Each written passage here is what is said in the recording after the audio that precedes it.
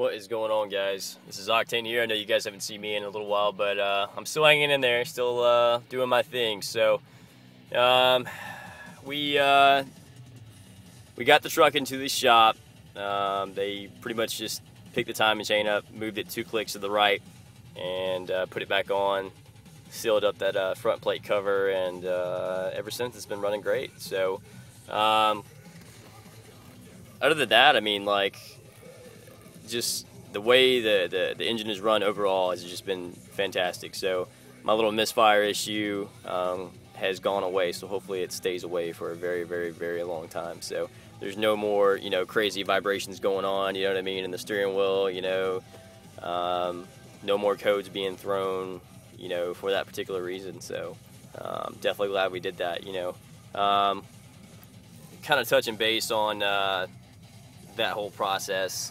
You know, I would not recommend, you know, doing a particular project like that unless you know exactly, you know, what's going on, what you're doing, you know, how things, you know, come apart and how they get back together. You know, you really got to keep accountability for the things that you take off. You know, a bunch of loose bolts and stuff like that. You know, you need to keep things together and really use some serious compartmentalization there, as far as, you know, like I said, being accountable for things. So.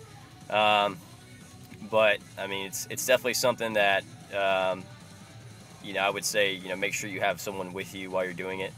You know, taking the head off, it wasn't, you know, a kick in the ass, you know, per se, but there were some moments, you know, where I was starting to regret it, you know what I mean? So, like I said, we kind of went farther than we wanted to with that whole deal. You know, not only did we take the head off, but, you know, we took the entire engine out and, you know, sent that in and had some piston rings replaced, and so I mean the whole 9 yards, you know what I mean? So definitely you want to make sure that you get all your manuals and you got someone that knows what they're doing, and you know, you want to make sure that you're up on everything, and like I said, big key thing there is just making sure that you've got accountability for everything, so that way when it comes time to put everything back on, it's not so much of a hassle. So anyways, I'll go ahead and pop the hood for you guys.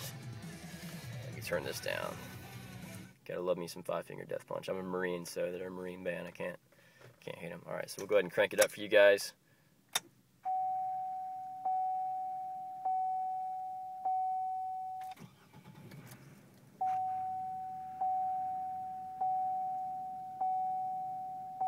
And that's that. Like I said, there's no vibrations, nothing crazy going on. Nice little smooth idle there. So it only makes sense because, I mean, literally everything was cleaned out, replaced, and taken care of. So it's quiet, man. I love it. Give you a nice little rev right there.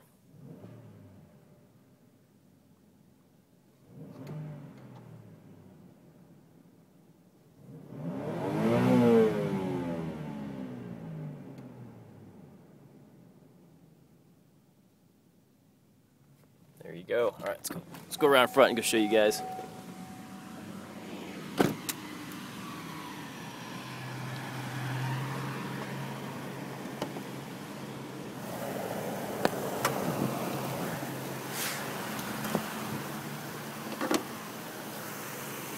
There you have it. Now, for those of you guys that were present towards the end of the project, as you remember, the fan shroud right here was broken.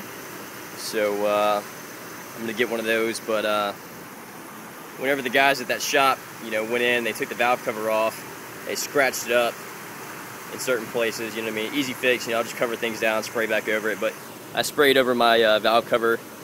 It's like a metallic black, so I think it kind of fits right in, makes it look a lot better. So there's a couple things here that I'm gonna be replacing. Whenever we drop the motor back in, if you look back here, you see these kind of divots.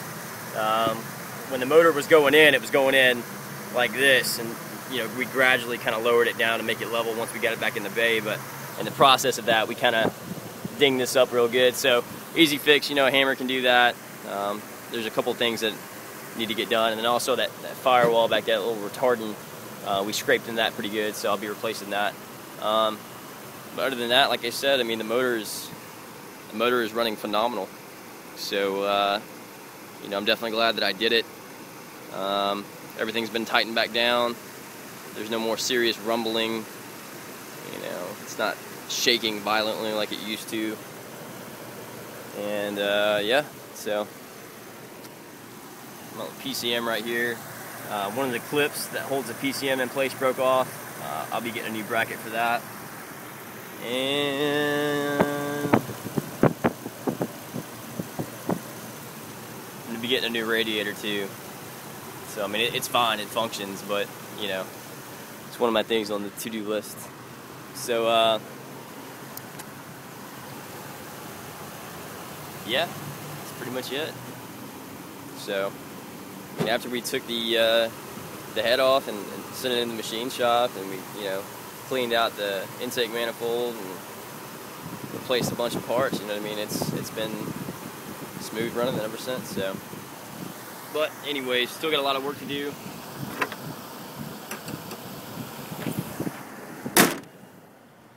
We're going to be focusing on the body. If you're looking at here in the front, the clear coat's kind of coming off, and for those of you that might already know, you know, once that clear coat comes off, there's really no stopping it, so I'm pretty much going to have to go ahead and get that resprayed. I've got a dent in the door right there. You can kind of see the indention.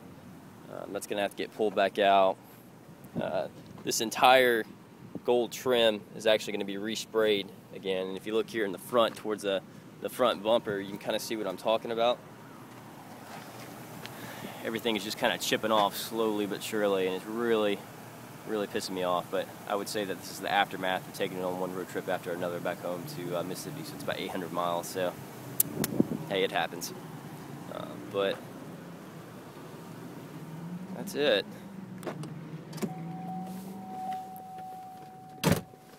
So all is well, and I'll show you guys something. Kind of what I was talking about. The whole reason I'm here at AMCO right now is because I have lost third gear. If you don't believe me,